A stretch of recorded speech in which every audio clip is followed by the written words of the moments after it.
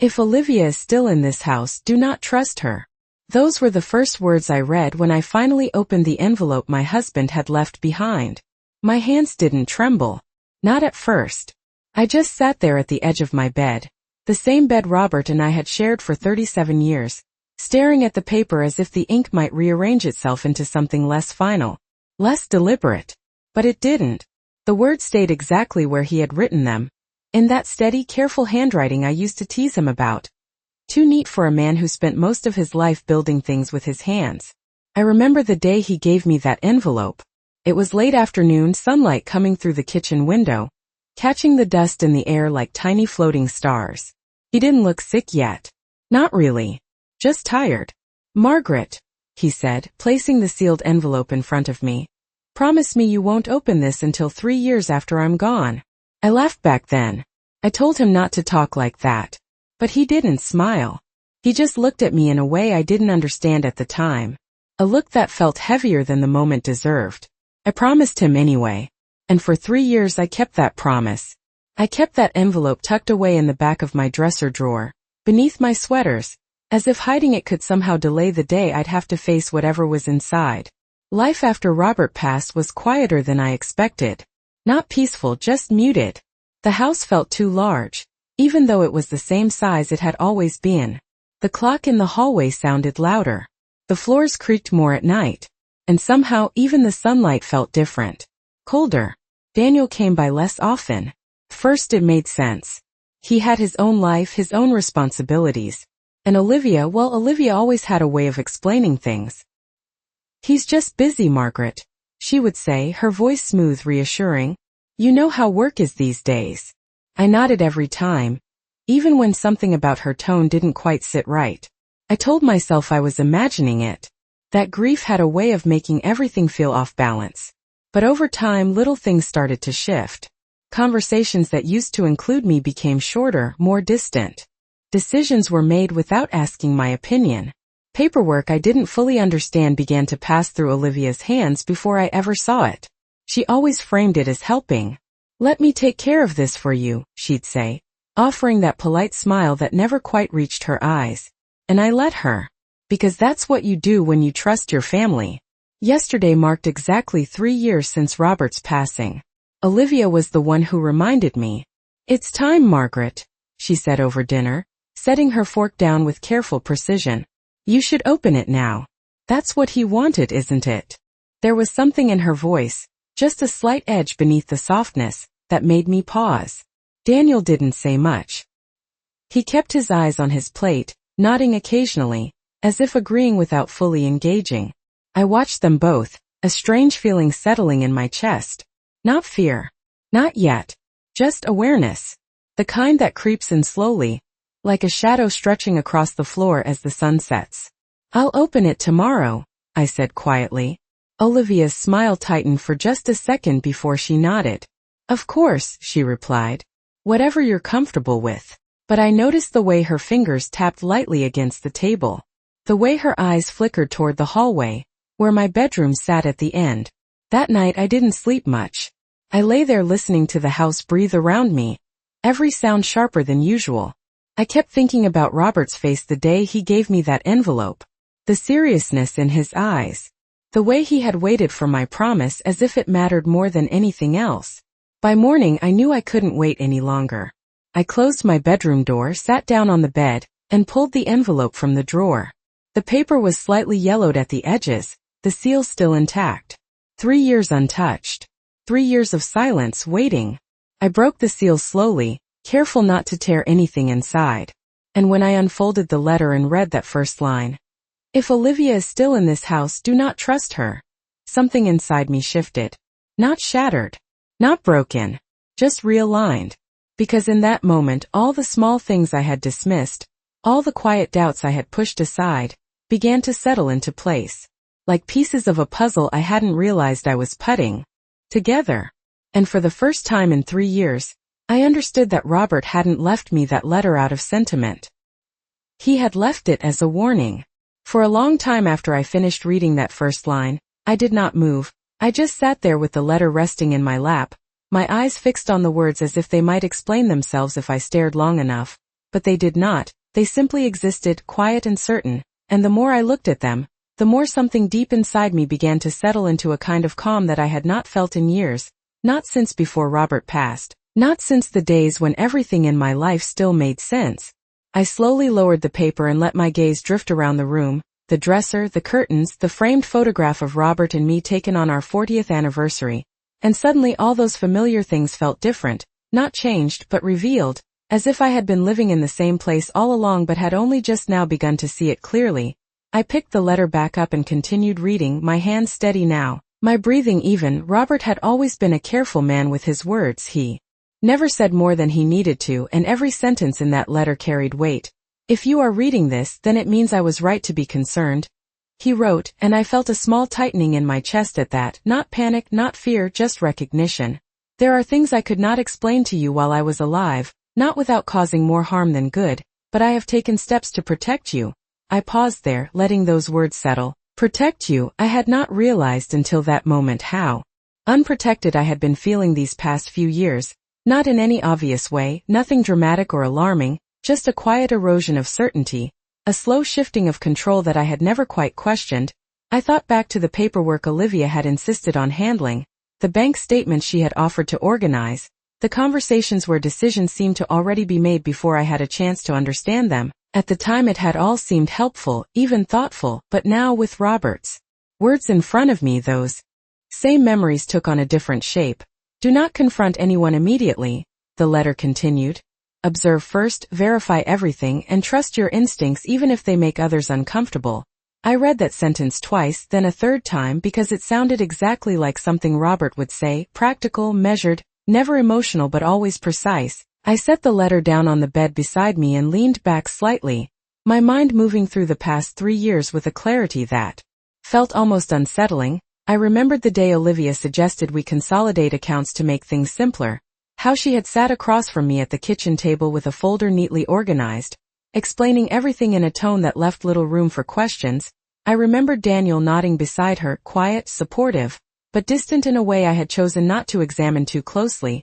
I remembered the small moments too, the way Olivia would answer questions directed at Daniel before he could speak, the way she would gently correct me when I misunderstood something financial, always polite, always composed, but always in control.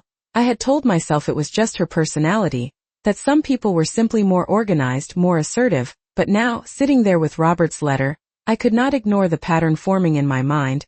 I reached for the paper again, my fingers brushing against the edge of the envelope, and that was when I noticed there was something else inside, something I had not seen before, a second folded sheet, smaller, tucked behind the first. My heart did not race, it did not need to, because whatever was happening here was no longer something I could dismiss. I unfolded the second sheet slowly, careful not to rush, and saw a list of names and numbers written in Robert's handwriting, along with a single sentence at the top, "Start here." I stared at it for a moment, then let out a quiet breath I had not realized I had been holding, because in that instant I understood that this was not just a warning, it was a path, a set of instructions left behind by a man who had seen something I had not, and who had trusted that when the time came I would be able to see it too. I looked toward the closed bedroom door, listening to the faint sounds of the house beyond it, the soft hum of the refrigerator, the distant creak of a floorboard, and I realized that everything outside that door was still exactly as it had been the day before. Olivia was still here, Daniel was still here, the routines, the conversations, the quiet assumptions, none of that had changed, but I had, and that difference, small as it might seem, felt like the beginning of something I could not yet fully name but knew I could no longer ignore. That morning, I did not go straight to the phone numbers on the list. I did not rush into action the way a younger version of myself might have. Instead, I folded both sheets carefully, placed them back into the envelope, and slid it into the top drawer of my nightstand where I could reach it easily. Then I stood up, smoothed out the front of my sweater, and walked out into the hallway as if nothing at all had changed, because for everyone else in this house, nothing had. The kitchen smelled faintly of coffee and something toasted, and I could hear Olivia moving around, opening and closing cabinets with that same controlled rhythm she always had, precise, efficient, deliberate. I paused for just a moment before stepping in, not out of hesitation, but to steady my awareness, to remind myself of Robert's words, observe first, verify everything, and trust your instincts even if they make others uncomfortable. When I entered the kitchen, Olivia glanced up immediately, her expression Warm, almost rehearsed. "Good morning, Margaret," she said, her tone light, as if the previous night had been entirely ordinary. "Did you sleep well?" I nodded, taking my usual seat at the table. "Well enough," I replied, my voice calm, measured. I poured myself a cup of coffee, noticing how she watched me, not openly, but in those small, quick glances she thought no one would catch. Daniel came in a few minutes later, adjusting his watch, already dressed for work. He gave me a quick smile, the kind that did not quite reach his eyes. "Morning, Mom," he said, leaning down briefly as if to hug me but stopping just short. I returned the smile.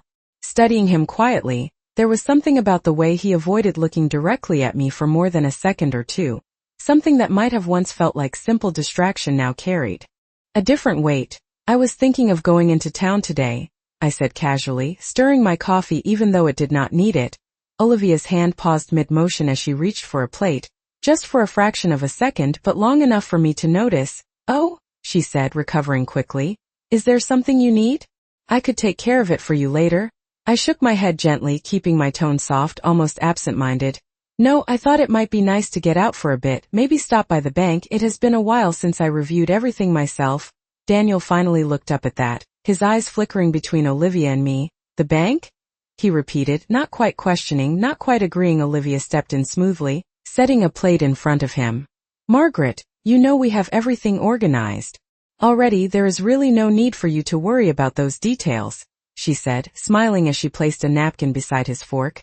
"It has all been handled." I let a small pause settle between us before responding, just enough to make the moment feel natural. "I am sure it has," I said, meeting her gaze briefly. "But I think I would feel better seeing it for myself. It has been a long time since I sat down with anyone at the bank."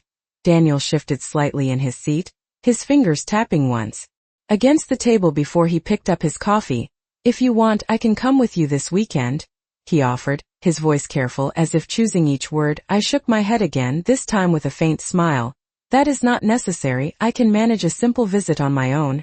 Olivia's smile did not falter, but there was something in her eyes now, something sharper beneath the surface, calculating, measuring. "Of course," she said lightly. "Just let me know if you need anything at all." I nodded, lowering my gaze back to my coffee as if the conversation had already left my mind, but inside, everything was becoming clearer, not in a sudden dramatic way, but in the quiet alignment of details that no longer contradicted each other. After breakfast, Daniel left for work, offering a quick goodbye that felt more like habit than intention. Olivia lingered in the kitchen a little longer than usual, wiping down already clean surfaces, rearranging items that did not need rearranging. I could feel her attention on me even when she was not looking directly. "What time are you heading out?" she asked finally, her voice casual, almost indifferent. I stood up slowly, placing my cup in the sink. "Late morning," I replied. "I might stop by a few places while I am out." She nodded, turning back to the counter, but I noticed the slight tightening of her shoulders.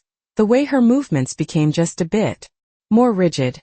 "That sounds nice," she said, and for a moment the kitchen fell quiet again, filled only with the soft hum of appliances and the distant ticking of the hallway clock. I walked back toward my room, each step steady, unhurried, and as I closed the door behind me, I allowed myself a small, almost imperceptible exhale, because now for the first time I was no longer moving through this house blindly. I was watching, listening, and most importantly, I was beginning to understand that whatever Robert had seen before he died, whatever had made him write those words and leave that list, it was not something distant or abstract. It was here, in the way conversations shifted, in the way decisions were guided, in the way Olivia responded to the smallest changes in my behavior. And as I reached for my purse and felt the folded envelope inside, I knew that today was not just a simple trip into town. It was the first step in confirming whether the quiet suspicion growing inside me was truth or something even deeper than I had yet imagined. I left the house just after 10, the air outside cool but bright, the kind of morning that would have once felt ordinary, even comforting, but now every detail seemed sharper, more defined, as if my senses had adjusted to a different way of seeing. I walked to my car slowly, not because I needed to, but because I wanted to take in everything around me: the quiet street, the neighbor's dog barking faintly in the distance, the sound of a lawnmower somewhere down the block, all of it grounding me in a reality that felt both familiar and newly uncertain. As I got into the driver's seat, I glanced once at the front door of the house, half expecting to see Olivia watching.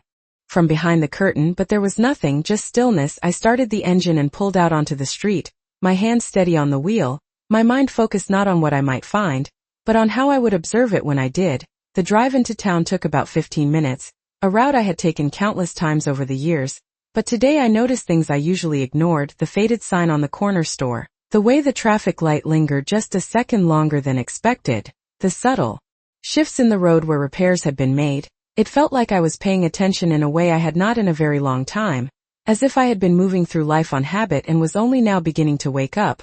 When I arrived at the bank, I parked in my usual spot near the entrance and sat there for a moment before getting out, my purse resting on the passenger seat beside me. The envelope inside it felt heavier than it should have, not physically, but in what it represented. I stepped out of the car and walked toward the glass doors, the reflection of my own face briefly catching my attention. I looked the same as I had yesterday, the same silver hair, the same lined features, but there was something different in my eyes, something quieter, more deliberate. Inside, the bank was calm, a few customers waiting in line, the soft murmur of conversation blending with the hum of fluorescent lights. I approached the counter and offered a polite smile to the young woman behind it. "Good morning," I said, my voice even. "I would like to speak with someone about reviewing my accounts." She returned the smile, tapping a few keys on her computer. "Of course, ma'am. Do you have an appointment?" I shook my head gently. "No, but I believe my late husband had an account manager here, someone who handled our finances for many years." She glanced at the screen again, then nodded. "Let me check who is available. Please have a seat." I moved to one of the chairs near the window, sitting down with my purse in my lap, my fingers resting lightly on the fabric, not gripping it, just aware of it. After a few minutes, a man in his late 50s approached, dressed in a navy suit, his expression professional but not unkind. "Mrs. Collins?" he asked, and I stood, offering my hand. "Yes," I replied. "Margaret Collins." He nodded. "I am Thomas Green. I have access to your accounts. Please come with me." His voice carried a tone of familiarity, not personal but informed, as if my name meant something within the system he worked in. I followed him into a small office, the door closing softly behind us. He gestured for me to sit, then took his place across the desk, opening a file on his computer. "How can I assist you today?" he asked, his tone neutral. I took a small breath, keeping my expression calm. "I would like a full review of all accounts associated with my name and my late husband's estate," I said, watching his reaction carefully. There was a slight pause, barely noticeable, but it was there, his fingers hovering for just a moment before continuing. "Of course," he said, his voice steady. "We can go through everything together." As he began to pull up the records, I noticed the way his eyes moved across the screen, the subtle shift in his posture. Not alarm, but something close to it, a quiet recognition. "Is everything all right?" I asked gently, not accusing, not pressing, just observing. He looked up at me, meeting my gaze for the first time with something that felt less like routine and more like attention. "There are a few updates that have been made to your accounts over the past few years," he said carefully, choosing his words with precision, "some of which I would like to confirm with you directly." I nodded slowly, my hands still resting in my lap. "Please do," I replied, and in that moment, as he turned the screen slightly so I could see it, I felt the final piece of uncertainty begin to fade, because whatever was about to be revealed, it was no longer a question of if something had changed, but how much of it had been done without me ever truly understanding, and who had been standing closest to me while it happened. Thomas turned the monitor slightly more toward me, his expression still composed but no longer routine, and I leaned forward just enough to see the columns of numbers and account names more clearly. At first glance, everything looked orderly, organized in the way financial systems are designed to appear, but it was the small details that began to stand out: the dates, the authorizations, the changes made not all at once but over time, subtle enough that they could be missed if no one was specifically looking for them. "These adjustments," Thomas said carefully, pointing to a series of entries on the screen, "were made approximately 18 months ago, and then again about 9 months after that." I followed his finger, my eyes moving from one line to the next, noting how certain assets had been reallocated, accounts consolidated, access permissions updated. It was not chaotic, it was precise, intentional. "Who authorized these?" I asked, my voice steady, neither accusatory nor uncertain, just direct. Thomas hesitated for a fraction of a second before answering. "According to the records, the authorization came from a power of attorney document filed shortly after your husband's passing." I felt a quiet shift in my chest, not surprise but confirmation. And that document, I continued, who submitted it? Thomas glanced back at the screen, then at me, as if measuring how much to say. It lists Olivia Collins as the acting party, he replied, his tone neutral but careful. I nodded slowly, letting that settle without reacting outwardly. Olivia. I repeated the name silently in my mind, not with anger, not yet, but with a clarity that felt almost clinical. Was I present for any of these changes? I asked, already knowing the answer but needing to hear it spoken. Thomas shook his head gently.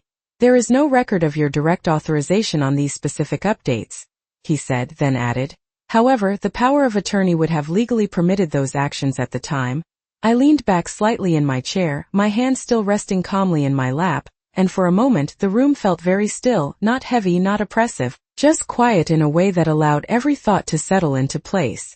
Without resistance, I thought back to the weeks after Robert's passing, the way everything had felt blurred, decisions needing to be made quickly, documents presented with explanations that seemed reasonable at the time, Olivia stepping in, offering to handle things so I would not have to worry. I had trusted her then, trusted the structure she created, the reassurance she provided, and now sitting here I could see how that trust had been used not in a single, obvious act, but in a series of careful steps, each one small enough to seem harmless, each one building on the last. There is something else, Thomas said, breaking the silence gently. He clicked on another section of the account, bringing up a different set of records. A separate account was established under your name approximately 3 years ago, but it has had very limited activity. I leaned forward again, my attention sharpening. Limited how? I asked. Thomas adjusted the screen so I could see more clearly. Minimal deposits, no significant withdrawals, and restricted access settings, he explained, then paused. The access permissions on this account are unusual. I felt a faint echo of recognition at that word, unusual. In what way? I asked, my voice still even. Thomas hesitated again, then said, the account requires a secondary authorization code to access certain details, and that code is not listed in our standard system.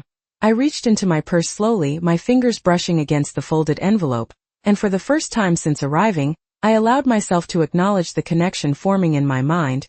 If I had that code, I said, meeting his gaze, would we be able to see everything associated with this account? Thomas nodded. Yes, that would grant full access. I held his gaze for a moment longer, then gave a small, almost imperceptible nod.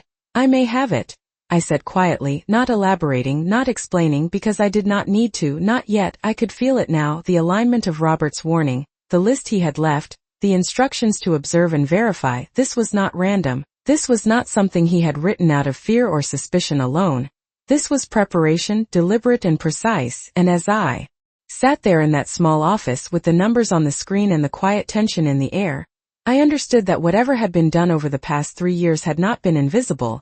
It had simply been waiting for the right moment to be seen, and that moment had finally arrived. I reached into my purse slowly, not because I was unsure of what I was doing, but because I understood now that every movement mattered, every detail carried weight, and I did not want to rush past something that had been carefully set in place years ago. My fingers found the envelope again, the paper slightly worn at the edges from being handled earlier, and as I pulled it out, I could feel Thomas watching, not with suspicion, but with a quiet attentiveness, the kind that comes when someone realizes they are witnessing something important unfold. I opened the envelope carefully and unfolded the second sheet once more, my eyes scanning the list of names and numbers until I found the sequence that stood out. A string of digits, written more deliberately than the rest, slightly underlined as if Robert had known this would be the key. I held the paper for a moment, letting the significance of it settle, then looked up at Thomas. I would like to try something, I said, my voice calm and even. He nodded without hesitation, turning the monitor slightly back toward himself and opening the access field. Whenever you are ready, he replied. I leaned forward just enough to read the prompt on the screen, then carefully entered the numbers exactly as they were written, not rushing, not second-guessing, each digit placed with intention. When I finished, I paused for a brief second before pressing enter. The system processed for a moment, the cursor blinking steadily, and then the screen changed, not dramatically, not with any kind of alert or signal, just a quiet shift in what was visible. But the difference was unmistakable. Additional accounts appeared, detailed transaction histories expanded, and a set of documents that had not been accessible before now sat clearly listed in front of us. Thomas leaned slightly closer to the screen, his expression tightening just enough to reveal that this was not something he had expected to see. "I have not seen this configuration before," he said quietly, almost to himself. I did not respond immediately, my attention focused on the information now unfolding in front of me. The first document opened with a single click, and there, in Robert's handwriting, converted into formal legal text, was a structured plan, not just for assets but for protection. It outlined how certain funds had been placed into restricted accounts, how access required layered verification, and how any attempt to override those conditions would be recorded and traceable. I read each line carefully, absorbing not just the content, but the intention behind it. Robert had not simply left money behind, he had created a system, one that anticipated interference, one that required patience to uncover, one that depended on me following through exactly as he had instructed. "These transactions," Thomas said, drawing my attention to another section of the screen, "they show repeated attempts to access restricted funds, all originating from the same authorization profile." I followed his indication, my eyes moving across the entries, the dates spanning months, even years, each attempt recorded, each one denied. And beside them a name, Olivia Collins. It was there in plain text, not hidden, not disguised, just waiting to be seen by someone who knew where to look. I felt a quiet steadiness settle over me. Not anger, not shock, but clarity, the kind that removes uncertainty rather than creating it. "Were any of these attempts successful?" I asked, my voice still even. Thomas shook his head. "No, the restrictions held, nothing was transferred from these accounts," he replied, then added, "However, the visible accounts, the ones outside of this structure, those were adjusted as we discussed earlier." I nodded slowly, the distinction forming clearly in my mind: what had been taken, what had been protected, what had been attempted, and what had been prevented. It was not chaos, it was strategy on both sides, but only one of them had been designed to endure over time. I leaned back slightly in my chair, folding my hands together in my lap once more, and for a moment, I allowed myself to simply sit with the full weight of what I now understood. Robert had seen this coming, not in vague terms, not as a possibility, but as a probability he had prepared for with precision. He had trusted that I would eventually see it too, that I would follow the path he left behind without rushing, without reacting too soon. "Mrs. Collins," Thomas said gently, breaking the silence, "would you like to print these records or take any immediate action?" I looked at the screen one more time, then back at him, and shook my head slightly. "Not yet," I said, my tone calm but firm. "For now, I would just like copies of everything, and I would like this access to remain exactly as it is." He nodded, understanding without needing further explanation. As he began preparing the documents, I sat quietly, my mind no longer searching for answers because they were already there, laid out clearly, waiting only for the right moment to be used. And as I reached for my purse again, placing the folded letter back inside, I realized that this was no longer about discovering what had happened. It was about deciding what I would do with the truth now that I had it.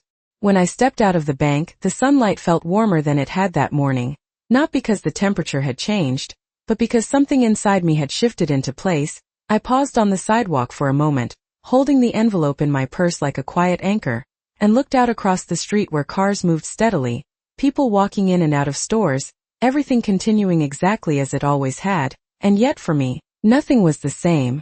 I walked back to my car at a measured pace, not rushing, not hesitating, simply allowing myself to absorb the clarity that had replaced the uncertainty I had carried for so long. Once inside, I closed the door gently and sat there for a moment with my hands resting on the steering wheel, my thoughts not scattered but organized, deliberate, the way Robert had always approached things. I could hear his voice in the structure of what he had left behind. Not emotional, not reactive, just precise. And for the first time since reading his letter, I understood that the most important part of what he had given me was not the information itself, but the way to use it. Observe first, verify everything, and trust your instincts even if they make others uncomfortable. I started the engine and pulled out of the parking lot, my route home the same as always, but my awareness entirely different. I was no longer trying to make sense of vague impressions. I was working with confirmed facts, and that distinction changed everything. When I arrived back at the house, I noticed immediately that Olivia's car was still in the driveway, which was not unusual, but today it carried a different significance. I parked, gathered my purse, and stepped out, my movement steady, my expression calm. As I walked up to the front door, I could see through the window that she was in the living room, seated on the couch with her laptop open, her posture relaxed, composed. As if nothing in the world required urgency, I opened the door and stepped inside, the familiar scent of the house greeting me, a mixture of clean linen and something faintly floral. "You are back early," Olivia said, looking up with a small smile that appeared effortless. I set my purse down on the table near the entryway, removing my coat slowly. "I did not have much to do," I replied, my tone neutral, neither distant nor warm, just even. She studied me for a brief moment, her eyes moving over my face as if searching for something. Then she nodded lightly and returned her attention to the screen. "Everything goes smoothly?" she asked, her voice casual, but there was a slight pause before the last word, as if she were measuring my response before I gave it. I walked further into the room, taking my usual seat across from her. "Yes," I said simply, allowing the word to settle without elaboration, because I knew now that silence, when used correctly, could reveal more than explanation ever could. She waited, just for a moment perhaps, expecting more, but when none came, she gave a small nod and closed her laptop halfway. "That is good," she said, folding her hands together. "I always worry about you handling those things on your own." I met her gaze briefly, then looked away as if the conversation held no particular weight. "There was no need to worry," I replied, keeping my tone light, almost dismissive, and I saw it then, the smallest shift in her expression. Not enough for anyone unfamiliar with her to notice, but I had been paying attention now, and it was there, a flicker of recalculation, a quiet adjustment to something she had not anticipated. "Well," she said, straightening slightly, "if there is anything you want me to go over with you later, I am happy to help." I nodded once. "I will keep that in mind," I said, then stood, picking up my purse again. "I think I will rest for a bit." She watched me as I turned toward the hallway, her gaze following me just long enough to confirm what I already understood. She was not concerned about my well-being, she was concerned about my knowledge, about what I might have seen, what I might have understood, and whether any of it would disrupt the structure she had so carefully built. When I reached my room and closed the door behind me, I did not sit down immediately. Instead, I stood there for a moment, letting the quiet settle around me. Then I walked to the dresser and placed the envelope back in its place, not hidden this time, but positioned where I could reach it easily, because I knew I would need it again. I sat down on the edge of the bed and allowed myself a single steady breath, not to calm myself, but to mark the transition from observation to intention. Everything I needed to know was now in front of me, not in theory, not in suspicion, but in documented truth, and as I looked toward the closed door, I understood that whatever came next would not be about reacting to what had already been done. It would be about deciding how and when to reveal it, and more importantly, how to ensure that when I did, there would be no room left for denial, no space for interpretation, only the quiet, undeniable weight of the truth that had been waiting patiently for me to find it. That afternoon I did not confront Olivia. I did not even change my routine in any noticeable way. Instead, I moved through the house with the same quiet rhythm she had come to expect from me, because I understood now that the most powerful position I could hold was the one she believed I was still in, unaware, dependent, and trusting. I spent the early part of the afternoon in the kitchen, preparing a simple meal, measuring ingredients carefully, placing each item back exactly where it belonged, and as I worked, I paid attention to the sounds behind me. The soft click of her laptop opening and closing, the faint movement of her chair across the floor, the way she occasionally glanced in my direction, always subtle, always controlled, as if she were checking not what I was doing, but whether I had changed. I kept my movements steady, my expression neutral, offering small, ordinary remarks when appropriate, nothing that would suggest anything had shifted beneath the surface, because that was the point. Nothing visible had. Later in the afternoon, I made a quiet decision, not impulsive, not reactive, but deliberate. I walked back to my room, closed the door gently, and reached into my purse for my phone. I scrolled through my contacts until I found the number Thomas had written down for me earlier, the one connected to the legal office listed in Robert's notes. I hesitated only briefly before dialing, not out of doubt, but out of respect for the moment. When the line connected, a calm, professional voice answered, introducing herself as a legal assistant. I spoke clearly, giving my name, explaining that I had been instructed to call regarding matters related to Robert Collins' estate. There was a brief pause, then a shift in tone. Subtle but immediate. "Mrs. Collins," she said, "we have been expecting your call." I felt that same quiet alignment settle deeper within me, not surprise, not shock, just confirmation. Arrangements were made quickly, an appointment scheduled for the following morning. Nothing rushed, nothing urgent in tone, but everything precise, intentional, as if this step had always been part of a sequence already set in motion. When I ended the call, I sat there for a moment, my phone still in my hand, and allowed myself a single breath, steady and controlled. Then I placed the phone back in my purse and returned to the rest of the house. As evening approached, Daniel returned home, his presence filling the space with a familiar energy that once would have comforted me. But now I observed him differently, not with suspicion but with clarity. I watched the way he greeted Olivia first, the brief exchange between them, the glance they shared before he turned to me. "Hey Mom," he said, his voice warm but slightly distracted. I smiled in return. "Hello Daniel," I replied, my tone unchanged. He loosened his tie, setting his keys down on the counter. "How was your day?" he asked, and I noticed the way Olivia's attention shifted subtly toward me, as if this question mattered more than it appeared. I shrugged lightly. "Quiet," I said. "I went into town for a bit." He nodded, not pressing further, but I could see the flicker of something behind his eyes. Not suspicion, not fully, but awareness, as if part of him sensed that something was different even if he could not yet name it. Dinner was calm, almost unusually so. The conversation stayed on safe topics, work, schedules, small details that required no depth, and I participated just enough to maintain the balance, offering responses that were neither too brief nor too engaged because I understood now that any sudden change in behavior would be noticed, and I was not ready for that, not yet. After dinner, Olivia stood to clear the table, her movements efficient as always, but there was a slight tension in the way she handled the dishes, a quiet impatience beneath the surface. Daniel moved to help her, their interaction smooth, practiced, and I watched them both for just a moment before standing as well. "I think I will turn in early," I said, my voice calm. They both looked at me, Olivia offering a polite smile, Daniel nodding.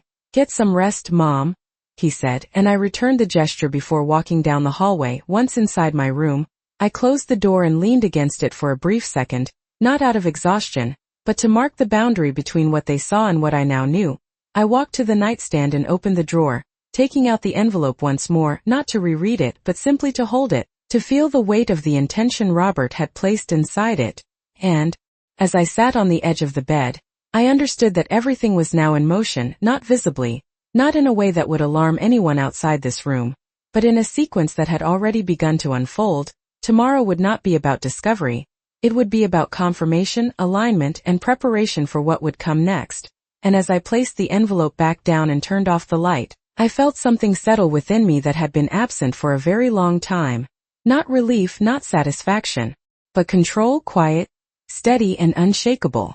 The next morning, I left the house earlier than usual, not to avoid anyone, but because I understood the importance of moving before questions could form. The air was crisp, the kind that carried a quiet clarity with it, and as I drove toward the address I had been given, I did not feel anxious or uncertain. I felt focused. The building itself was modest, professional without being imposing, and when I stepped inside, I was greeted by a calm, ordered space that reflected the same kind of deliberate structure Robert had always valued.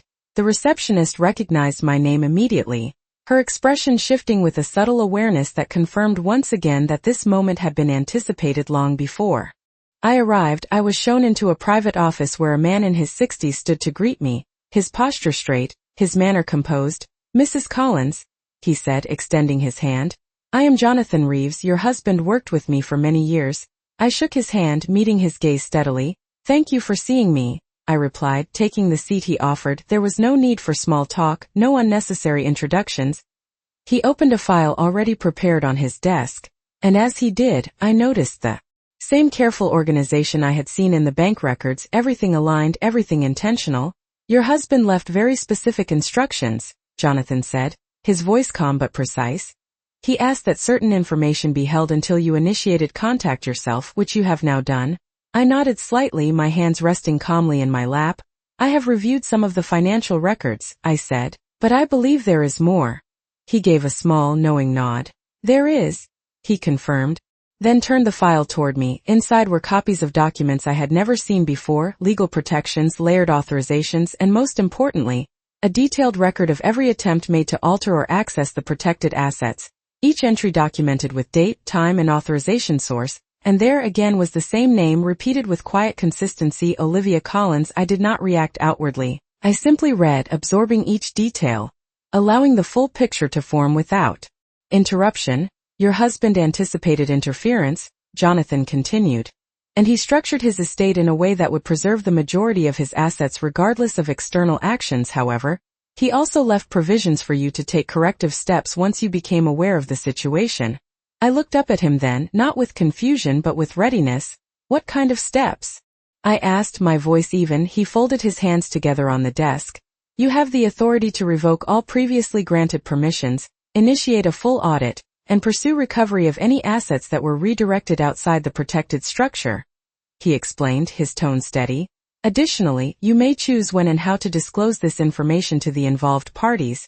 I let that settle for a moment, not rushing to respond because this was no longer about what had been done, it was about what I would do next. I thought about the house, about the conversations at the dinner table, about the careful control Olivia had maintained, and the quiet distance Daniel had allowed.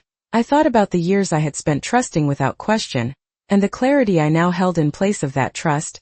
I would like to proceed carefully, I said finally, my voice calm but firm. I do not want any immediate actions taken that would alert anyone prematurely. Jonathan nodded, as if this was exactly what he expected to hear. Of course, he said. We will move at your direction. The rest of the meeting was focused, precise, each step outlined clearly, documentation prepared, timelines discussed, everything aligned with the same deliberate care that had guided this process from the beginning. When I left the office, the envelope and documents secured in my purse, I did not feel overwhelmed. I felt prepared. As I drove back home, the familiar streets no longer felt uncertain.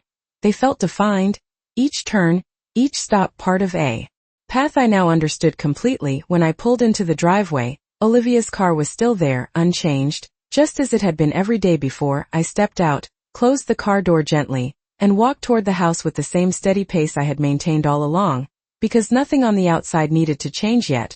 Not until I decided it was time. As I opened the front door and stepped inside, I could hear Olivia in the kitchen, her voice light as she spoke on the phone, unaware, composed, certain of the structure she believed still held. I set my purse down quietly and paused for just a moment, not to gather strength, but to acknowledge the shift that had already taken place, because while everything around me appeared exactly the same, the truth had already moved into place.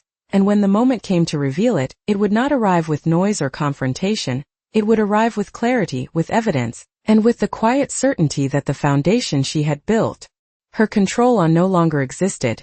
And as I walked further into the house, my expression calm, my movements unchanged, I understood one simple thing with absolute certainty.